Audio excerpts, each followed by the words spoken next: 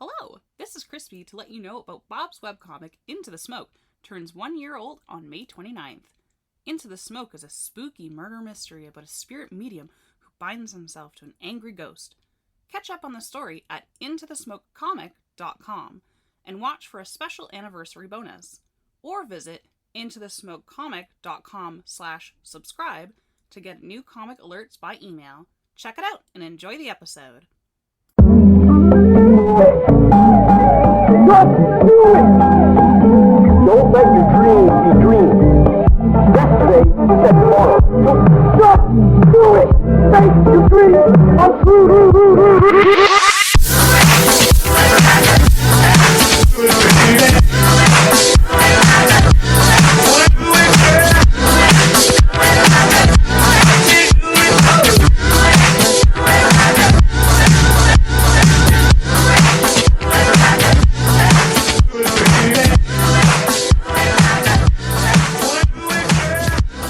Hello, and welcome to Screen Tones, where we talk anything and everything webcomics. Today, we're going to be talking about plotting a story.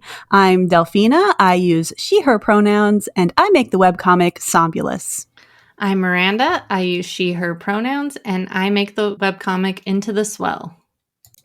And I'm Ray. I use they, them pronouns, and I make the webcomics Overlord of Ravenfell and On Empyrean High. And I'm Star, my pronouns are she, her, and I make the comic Cast Off. Excellent. Okay. So, coming up with characters and scenarios is one thing. But when you're working in a long-form narrative comic, you're going to want to think about a plot eventually. Planning out your comic's plot is kind of a unique challenge, especially in the medium of webcomics. I think it's a little unique. So today we're going to talk about it. And I'm really excited to hear what you all have to say. So I'm just going to start off with, how do you plan the plots and the plot beats for your work? What kinds of tools do you use? Or how much do you plan in advance for something like a webcomic? We'll throw it to you, Miranda. So I tend to start my webcomic planning by having characters in mind.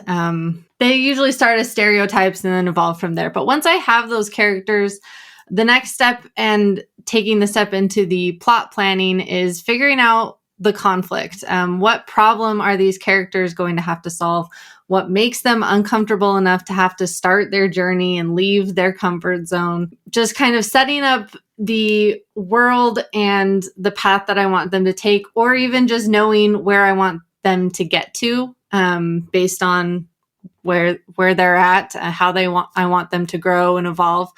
And then from there, that kind of gives me enough starting point of this is the type of story it's going to be. And then you can break it up into deeper. So it's there's a paradox of getting halfway there. If to go somewhere, you have to get halfway there. So the first halfway point is figuring out the conflict. And then halfway to the conflict point is figuring out the first thing that makes them uncomfortable. And it just keeps breaking down into smaller steps. There's a lot of good tools that exist that kind of give you a good template for starting that I like to reference to kind of help me zone in on the most important plot points. Some I really like is just the basic hero's journey. There's a call to adventure, then they have challenges, and then they get to the main revelation and the big thing that has to happen, and then they transform, and then they return to the start. And it's kind of very circular, but it's a good breakdown of a very simple kind of adventure structure. Another tool I like to reference a lot is called Save the Cat. It's a lot more detailed, several different more steps.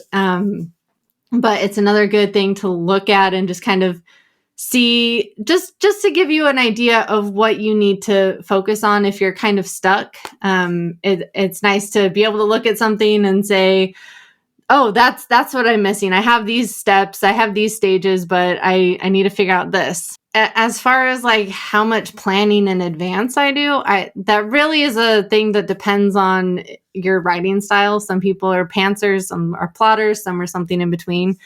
I like to have the main plot points, a few scenes in the middle, knowing kind of where I want them to end up. And then I leave myself a lot of wiggle room in between, because I've found that as I go through the comic creating process, because it is so long form, things are liable to change as I go.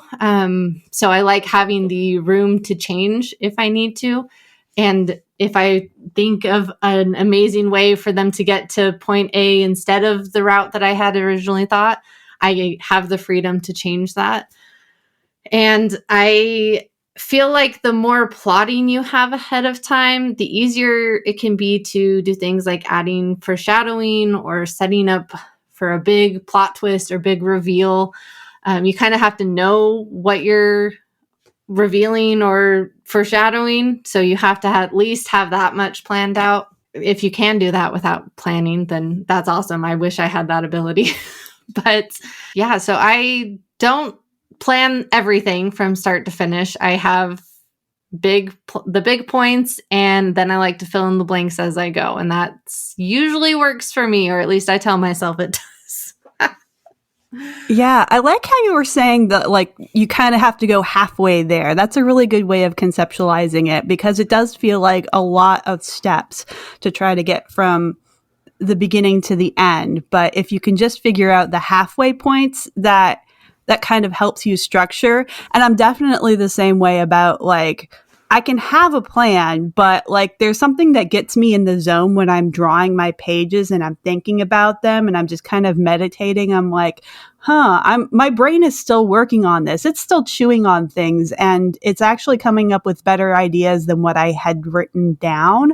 So like, okay, maybe we should make some changes when we get to revising my plot again. But yes. Like I feel like it doesn't work for me. Maybe for some people, but it doesn't work for me to like be locked in to a specific plot, because I do always like the ideas are always churning and evolving as I go, and so I have to, like, granted there's a point at which I just need to stop and stick with the idea, but for the most part I like having that flexibility. You always want to make room for a better idea to come along, essentially. Yes.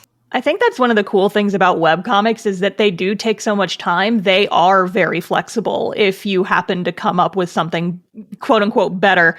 I've changed, like, because my thing is I like to plan really far ahead. I have a general outline of everything that's going to happen in the comic. I haven't like scripted that far out yet, but I know the general, okay, this is how they get to this, and then they get to this, and then they get to this. And then it ends. But I've changed like large sections of the middle just because, it takes so long to get from like point A to point B to point C. Sometimes you'll be like, a hypothetical example, walking to work one day and you're just like kind of, listening to your music and you're taking a walk and you suddenly start thinking, hey, point Q, it's a little boring. I think I want to change point Q. And then you can just like kind of go and spiral it out and be like, okay, well, if I change that, then maybe I should change this instead. And I think actually changing this makes this point a little bit stronger. And, like you can go back and change stuff that's already been made. I would advise against that. But, if you work far enough in advance, at least thinking about it, that gives you the opportunity to kind of, my preferred visual metaphor is, putting your plot in the gas station hot dog warmer and spin it around for a long time. And eventually, like you might figure out something that you wouldn't have thought of if you hadn't have been thinking about it that far in advance. And I think, like Delphina said, I also have had moments where I'm just sitting there working on the comic and your brain just is free to explore itself just while you're sitting there drawing the characters. And then I'm like, oh, it'd be kind of cool if this thing happened. Can that happen? And then you go look at your script and then you're like, oh, I can totally make that happen. It's very flexible. It's very free form. And I think that a fun way to, engage with webcomics as a medium is to let your plot be more free form. Let yourself kind of play around if you have more interesting ideas during the publication of it. I agree, and I now I can't get the visual of a hot dog warmer. I know, out same of my head. Listen, when I say I'm spinning something around in my head, that is what I am doing. I'm just like taking my little characters and I'm putting them in the gas station hot dog warmer and watching them spin around. So cozy. Oh my goodness. What about you, Ray? I think that's better than my visualizing putting them in the pear wiggler. Oh, that's also very good. Perhaps more violent. Sometimes you need that. True. Anyway, for me, the first thing I do for my plots is I will have the beginning and I will have the end. And then I try to figure out how to get to the end and to try to divide my chapters by the beats to get there. Especially with, like, for instance, Overlord of Ravenfell is a bit more of the comedic thing, so I tried to go a bit more episodic in the episode and chapters. So that was essentially how I did that. And it does help to have a theme as soon as possible, because referring back to it can help make the decisions. As far as the tools, in addition to the ones that Miranda mentioned, which are very useful, another one that I like is called the snowflake method, which what it is you write out your story with all the beats that you know of, and then in a sentence each, and then you divide your document up and then write a little paragraph for each sentence on how that's going to happen. And you can divide that up even further and kind of extrapolate from there. And that gives you essentially something simple that gradually becomes more complex. And it's just starting from essentially a paragraph of what's going to happen in your story. Another thing, which is not quite like a more abstract tool, is I actually use an app called Novelist, because you can have multiple projects, images, and you can even make your own sections within a project. There's also a schedule feature for those that need to light a fire under their butt to actually get it done. So you could also look into tools like that try to give you a bit more motivation on it. I do find that I work best without being too granular, because doing that, it honestly kills my motivation and gives me excuses to be a procrastinator. But I will always have the overall goal for the ending in my mind when I'm working on a webcomic. Yeah, I like what you're saying too about like having the ending and the theme, because not necessarily to dictate like, okay, well, this is what happens in step 1, step 2, step 3, but when you're getting to a crossroads and you're thinking about, okay, where's the story going from here? Then you look back to your theme and is like, what would make thematic sense? Like that's what the theme is there for, and having that as the decision maker is a really important tool. But that's a slightly different tangent. We got to do an episode about theme if we haven't already. We probably do. Yeah, for sure. Even if we did it already, we can have the theme discussion with another theme. Oh, we could. Absolutely. I'm looking forward to it. But for now, we're talking about plots. So I just wanted to ask, is there such a thing as too simple of a plot or too complex of a plot for webcomics? How do you know if like your plot is flimsy and needs a little more thickening up, or if it's way too complex, it's got too many moving parts and you need to simplify it?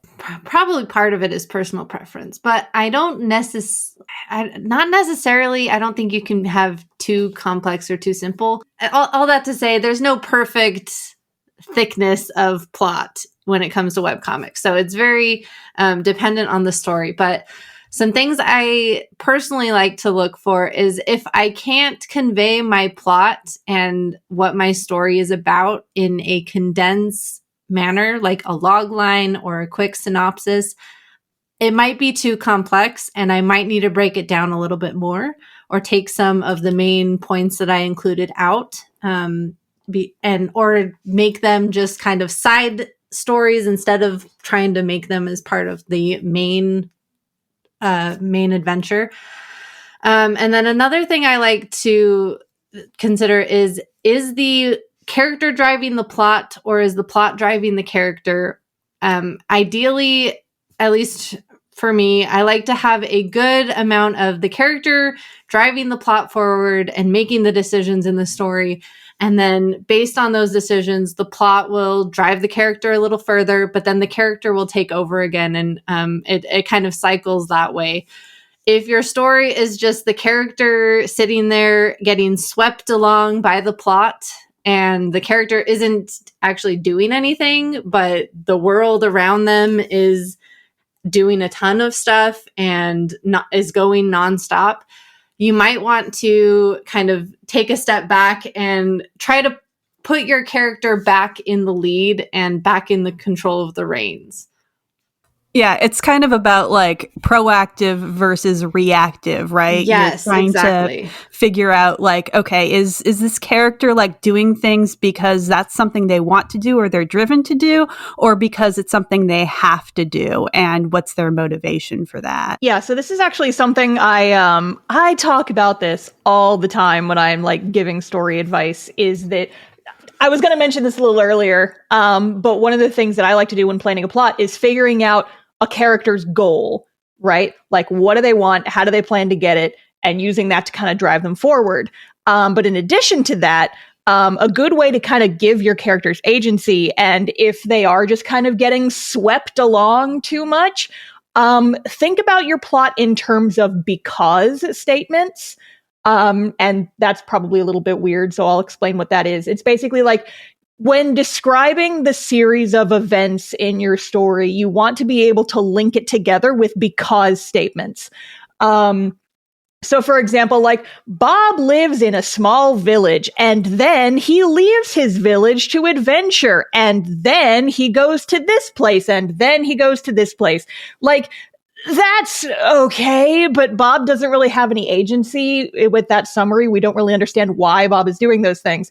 So instead, if you say, hey, Bob lives in this small village, but then his village gets burned down by a dragon.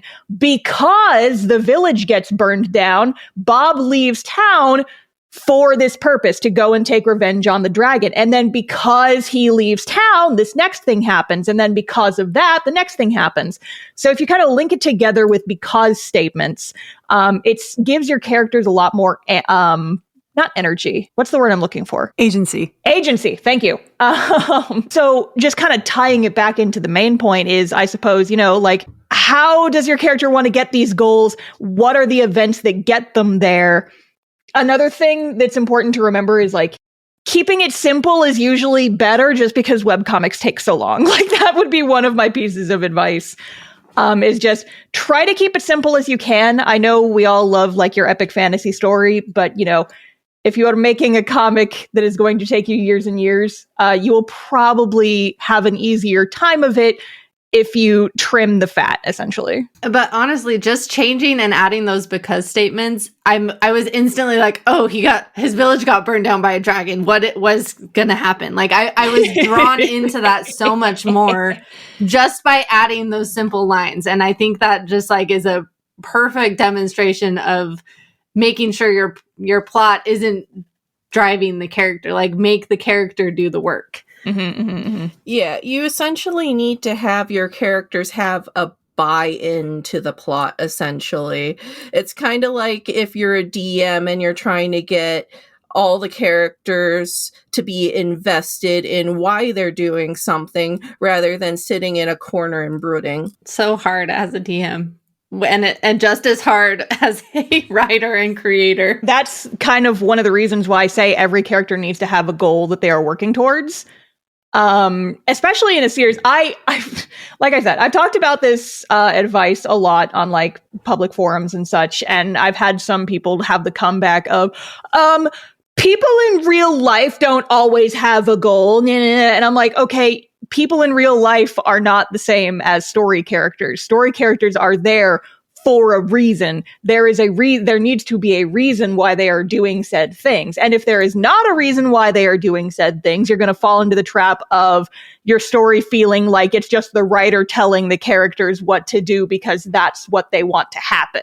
Right. And also, there's probably people out there reading this, but we don't read books and stories about our daily lives as they are. Like that's not, and again, this is not, there may be people that do read and that's great for them, but I don't read stories because I want to read about someone who is living my exact life or someone who is just going through a normal existence. Like I want them to have some high stakes. I want them to have something that gets them out of their daily grind. Very funny that we're recording this on Hourly Comics Day, the day where everyone makes autobiographical comics about the daily minutia of their lives. That's great. Keep it up, guys. Keep it up. But even if you're doing something that's just essentially following a character around, you also have to keep in mind that stories do have themes. Like, for instance, Freer End, Beyond Journey's End. The theme is about essentially grief and accepting that grief. It goes alongside the character and you experience her everyday life and the joys and problems that come with that. But overall, it is still about something, and all stories are about something. So you should consider how that essentially affects the characters and the decisions that they make. Yeah, that's a really good point. I love Furum for that reason. And I think when you don't feel like you have a lot of high stakes or like a real big arc that somebody wants to do, like maybe that's not the type of story you're telling, maybe it is a little more mundane, coming back to that theme and figuring out, okay, what is the character doing that's informing this theme? What am I trying to say about grief or loss or growth or whatever that is? And that is what will make the story interesting. Another comment I had on kind of a similar thing is like, you know, a lot of people here, it's like, oh, every character needs a goal. And I feel like sometimes people can get stuck on, well, I don't want to do a story with like super ridiculously high stakes. I don't want my characters to be saving the world. That's not really what the type of story I want to be telling is. And my answer to that is, why do you think that goals need to be something huge? You know, like I have full disclosure, I have not watched all of Free Run. I've only watched the first couple of episodes, but I know that like her goals would be, you know, like learning more about her companions even after they've died, learning more magic and stuff. And like your goals don't have to be huge. Your goals can just be like, oh, I want to work up the courage to ask Stacy to prom, or I just want to like, I don't know, have a cat. And these are the things I need to do to get a cat. But like also characters can have multiple goals that all have different levels of stakes. Like you can have a character who really has this one ambitious goal, but then they have smaller goals that are kind of worked into it. You know, it's like, I feel like sometimes people conflate real people with characters a little too much. They think that just because it's like, oh yeah, a real person might not have like these specific goals, but like we're not writing about real people. You're probably not writing an autobiography. You're writing a comic with a story. And so it's like, how do you tell that story? How do you string these elements together? How do you show what your characters want? Because every character should want at least for something, or else why are they there? Exactly. It's like sometimes, like say Dungeon Meshi, the main character wants to save a sister, but he also wants to eat his way through the dungeon, and that is also very important. I just had the mental image of Laios as Pac-Man, just going walk, walk, walk. You go, little guy, little buddy. I love Dungeon Meshi. That's so good. But you go back to the theme of Dungeon Meshi too, and it was about like people's relationship to food and people's relationship to like keeping yourself healthy and stuff. And it was an adventure story. It had dragons, it had all kinds of monsters and stuff that they had high stakes fighting, but it was also at its core about that theme. Why am I making this the theme episode? This isn't the theme episode. This is the plot episode. Oh my God. Well, plot and theme are very much like two snakes, just kind of like intertwining around each other, I would argue. They really do go together. They kind of inform each other, you know? Yeah. And Dungeon Meshi is great in how the theme informs the plot, because it's always about consumption. It is always how you eat to survive, how eating brings people together, and also how it can set each other to get against each other if there is not enough to go around. It just completely informs the entirety of the plot at every turn. Surprise! This is also the themes episode. Blah, blah, blah. Yes. What a plot twist. Oh Speaking my of God. plot twists.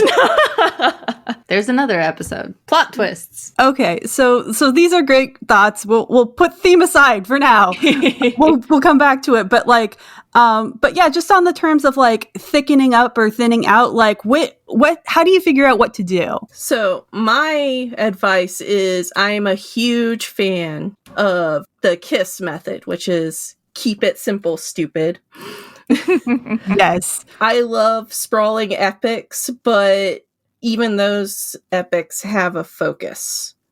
And even with simple plots, execution tends to matter the most when it comes down to it, and things will always evolve as it goes along. So, like, I'm actually having a project that I'm working on that I'm trying to pare down one of my current ideas into something that's a bit more basic, just because I already know it's going to be a lot to juggle.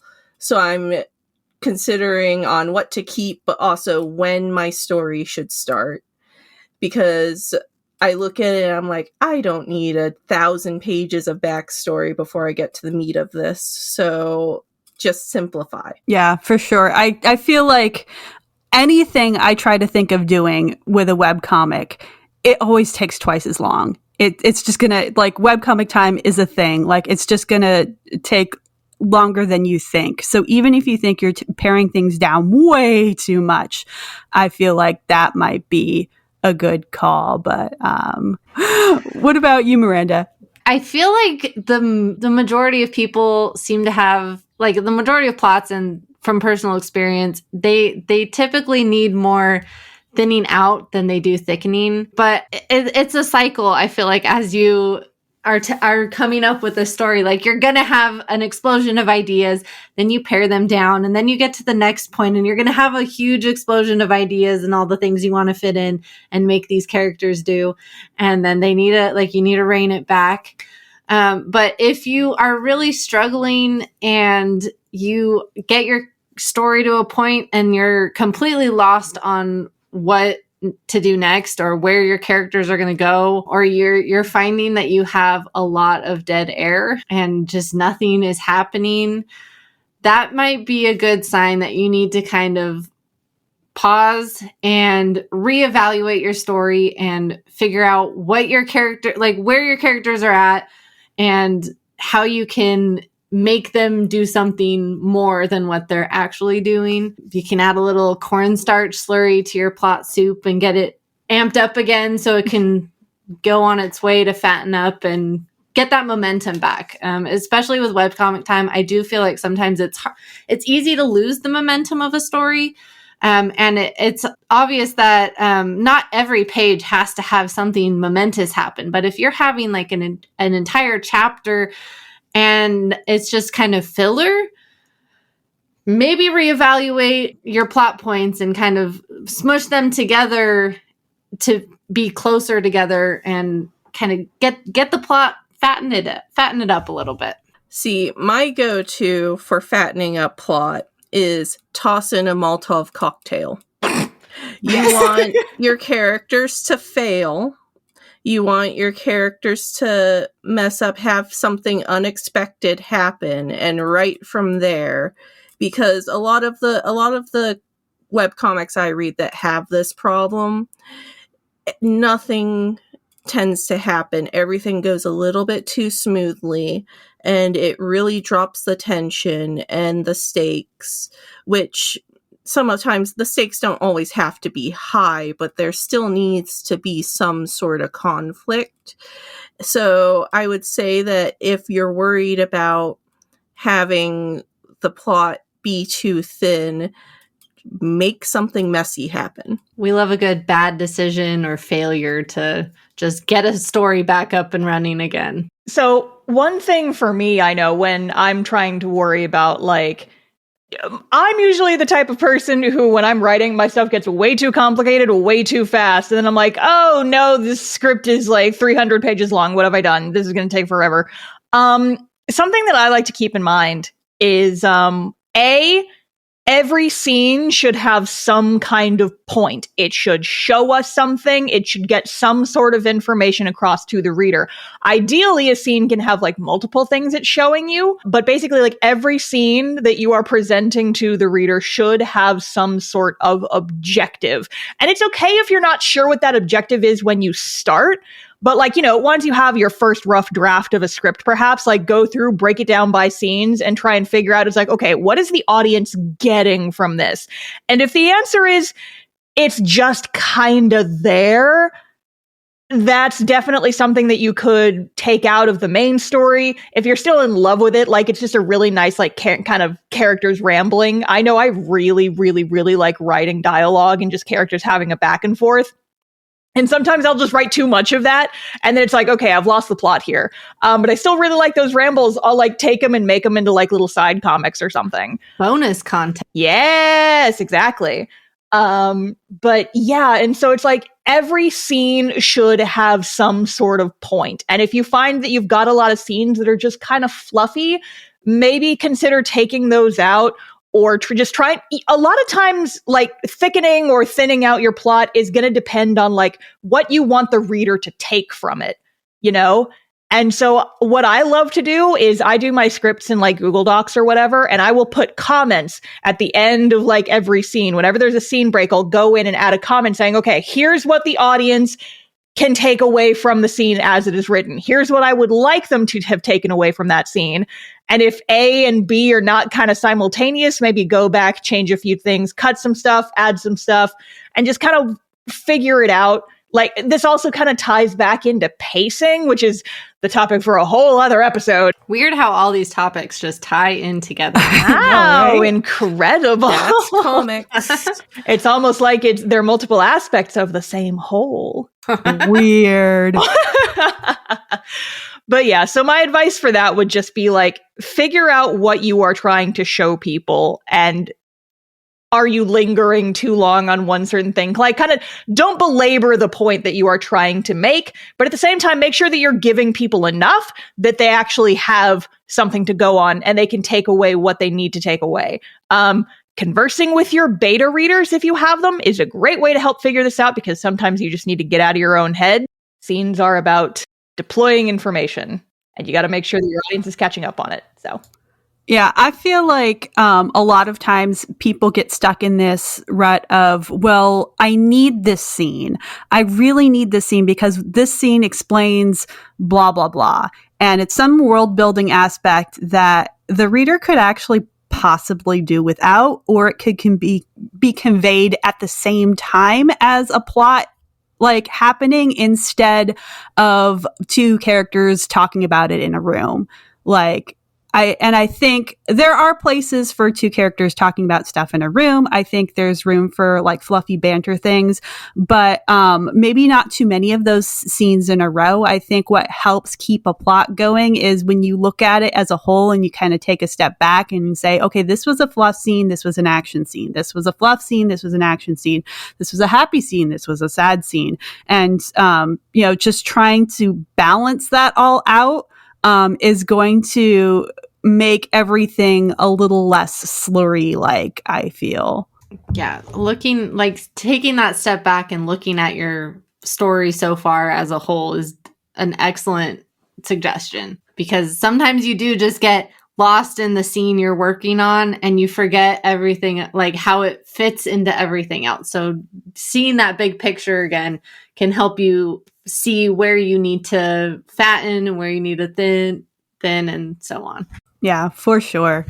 So I'm just curious if you're just starting out and maybe you've got like some thematic ideas, some vibes, maybe some characters, and like you picture them in your head, you're rotating them on your gas station hot dog machine, and you're and you can hear them in your head. They're having cute conversations. You're like, yes, I want to make a comic out of these guys. I love them so much. Like but you're stuck on how to come up with any kind of plot for them. What do you do? We'll throw it to you, Miranda. Well, take those characters and as they're rotating, look at them. See what personality have you given them? Like, have you given them flaws? Have you given them strengths? Go back and listen to a episode about that we have or will have about character development, and make sure your characters, if that's all you have, this is where you're starting with. Make sure your characters have goals, like we've mentioned. Make sure they give them flaws, give them strengths, and figure out how you want them to change or what you want them to achieve, what their goals are.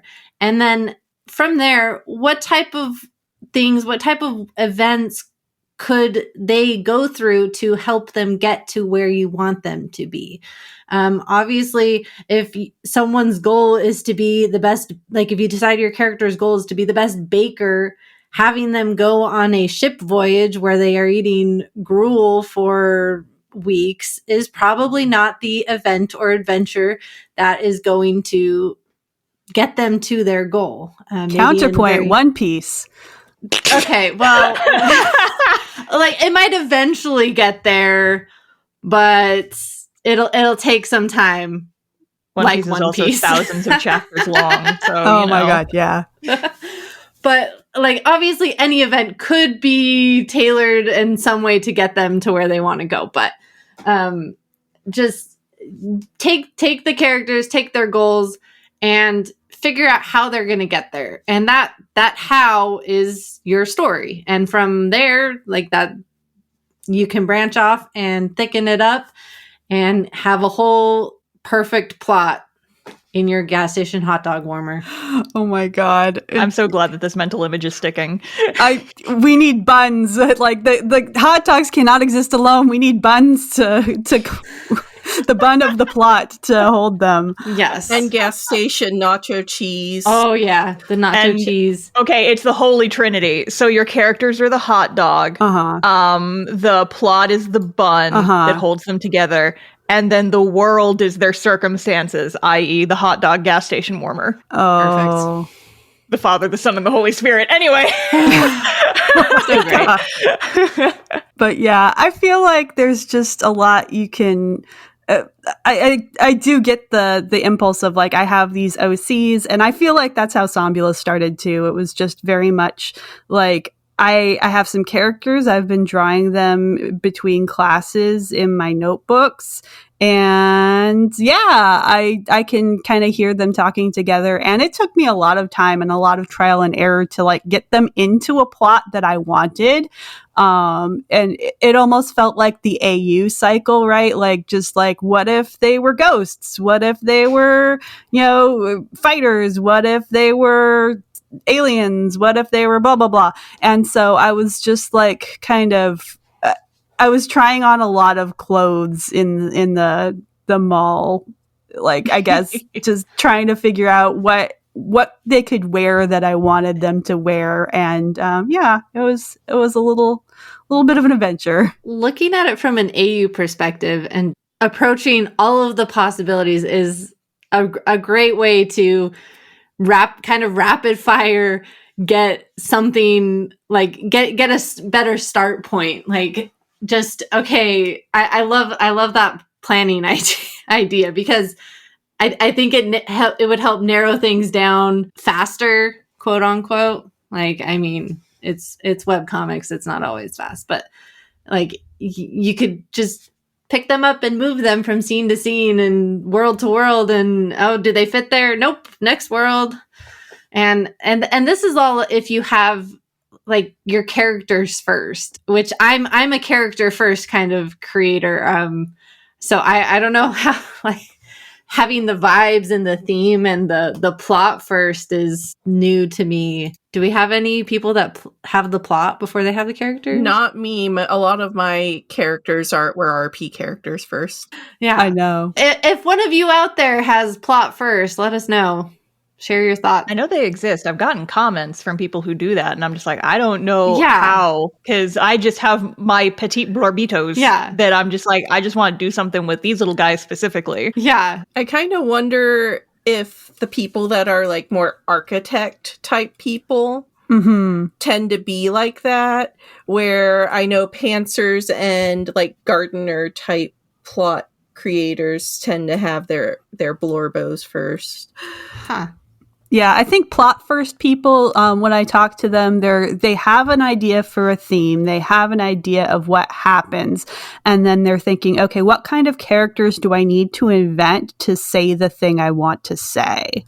Yeah. And that's how they get their characters. And I feel like I've gone through that a little bit, which is why like there's so many stinking characters in my comic, because I have the blorbos that I started with, but then I needed them to do certain things, and that would require them to meet certain people. So then I had to come up with, okay, well, here's this character and they have a family member. What is their family member like? What I want to do something with the blorbo, but I need the second. And so that's the difference between primary characters and secondary characters for me. The primary characters were the blorbos I started with, and the secondary characters were the ones that I needed to make up to get the plot moving. And to that point, I feel like there's a lot of people who come up with these very large casts because we're influenced by shonen manga or whatever. And we have like a million characters and they all have a goal. And that's when it gets too much. Like, so you do kind of need to figure out, okay, who's the core here? What do I need to keep it simple, stupid? And who can I kind of like pare back on and just leave in the background? That leads to one observation and then one thought. The cycle of character driving plot driving character, it actually happens in the creating process as well. Like you create a character and then you end up creating the plot, and then the plot creates more characters, and it cycles through. And that I thought that was interesting how the cycles kind of repeat themselves. Yeah, they do. And I feel like it's just so weird to think about, like, you have characters and they come from one place but then there's other characters that don't. And then like, what if the primary characters become the secondary characters and the secondary characters become the primary characters? And it's just like, oh my gosh. The possibilities are endless. But that also leads me to think that we've talked a lot about how your plot itself can need thickening, but Delphi made a great point about if you have too many characters and they all have goals and they're all trying to reach their goals, eventually something's going to get muddied. Not everyone's going to be able to get there, or it's going to take a one piece amount of time for everyone to get what they want. And so that's another good thing to look at if you're just in general, whether you're looking to fatten, thin, or just figure out your story, is kind of zone in on the most important characters and what their goals are, rather than trying to make sure your entire world of characters all has goals, which they should. They just don't need to tell everyone. And you don't have to solve everyone's problems and help everyone achieve their goals. Your story is about, like, it has main characters, and those are the people we're most worried about. So that's a great thing to look at if you are struggling with your plot. Absolutely. I feel like there's just a lot of things you could do, a lot of different approaches depending on how you think, and we're throwing around plotter versus pantser. Like the pantser thing is like you're writing by the seat of your pants, so to speak. And I feel like a lot of us start from that place. But I just want to say too that I feel like even if you do start from that place, and you feel like you're a little chaotic and a little disorganized, I think the process of making a webcomic really helps you figure out your focus. So even if you're sitting there and you're sitting in front of a blank Word document and you're like, oh my God, I'm just so confused and I'm doing things and I don't know what I'm doing. I can't start this comic until I figure it all out. You don't have to figure it all out. You will figure out things along the way. Yeah, and I just kind of wanted to comment while we're still sort of on the subject, how to come up with a plot if you have the characters. I'm currently going through this right now with what my potential next project will be. It's not a comic. It's right now looking like it's going to be a novel. I don't know, TBD. But one thing I hear a lot from potential creators who want to make a story, and this is something that happens with me as well, is maybe you have your characters and maybe you've come up with a couple of different scenes. Like you've got a lot of really cool scenes that you want to like these characters to do. And you're like, oh man, I'm going to do this cool scene and then this cool scene and then this cool scene. And I don't know what's going to happen in between. I think that's definitely something that I know I struggle with, and I'm sure a lot of other people struggle with. And honestly, it can be as simple as, okay, you've got these really cool scenes in your head. Just put those in the gas station hot dog warmer and start breaking them down to their base components. What is cool about this scene? What is intriguing about this scene? What is the audience going to learn from this scene? How do you get there? What is the resolution in terms of like, this is what needs to happen in this scene. This is what I'm trying to get across to the audience. And here's like the consequences of the events of that scene. And so that's how you figure out what happens after. And then you have to figure out what leads into that scene. Is like, okay, well, in order for this scene to happen, we need to have A, B, and C before that. And so you can break down, okay, well, how do we get A to happen? How do we get B to happen? How do we get C to happen? And then it combines to form this cool scene that I have this idea for later on. And you can really write a story just by kind of spiderwebbing it out from the cool ideas that you have. I am very much in favor of, you don't have to write your story in order. Start with the stuff that you are so confident on and work your way out from there. I have an example. Actually, there is a scene at the very beginning of chapter 11 of Cast Off where it's like we finally meet like the big villains of the story and they have a conversation with one of the secondary characters. That scene is at the beginning of chapter 11. I scripted that scene when I was drawing chapter 2. And I'm like, I don't know when in the comic this is going to be. Because it kept getting pushed back. It was originally going to be in chapter 9. I was like, well, it doesn't really need to be here. Maybe I could push it back, push it back, push it back. And it kept getting pushed back until I finally was like, okay, no, it has to be here or else it's not going to get in the comic. But I'm just like, I'm confident. I know that I want to get to this at some point. So I'm just going to go ahead and write this now. And then I can think around it. And it ended up working out. And I love webcomics because they're just so freeform. You can just do that. It's fun. Yeah, absolutely. I feel like there's a lot of times where I'm drawing pages and I'm like, I cut them out for one reason or another. I'm like, this is taking too long. I don't want to spend the time on this now. It's kind of muddying the focus of what I did want the scene to be about, but God, it's so good. And so I just kind of like have it on the back burner. I have a little other file where I throw it and then like someday this is going to come back. Or you can just like take that one page in isolation and just like post it on social media or something and like, look at this silly thing. Tee hee ha ha. Or Patreon. More side comics. Yeah. I've had deleted scenes that I've turned into side comics, and those are always fun. For me, I also do have like a ton of OCs, and I'm like, I want to make a comic out of them. But what I like to do is I look at essentially the Maslow's hierarchy of needs. And I'm like, okay, they're going to start on this side of the pyramid. And then the inciting incident is when I knock them down. So if you're unfamiliar with it, at the top is self-fulfillment needs. Then there's psychological needs like esteem and belonging and love. And then basic needs, which are things like security, food, water, shelter, and stuff like that. So say I have a noble character and he's got it good. He has everything. And I'm like, okay, I'm going to knock him down. And how do I do that? Oh, let's have a war. He loses everything. So he has to work his way up to regain the things that he's lost. If you need a visualization of where your character is and what the inciting incident should be, I always find that to be a good way to start a plot for your main character.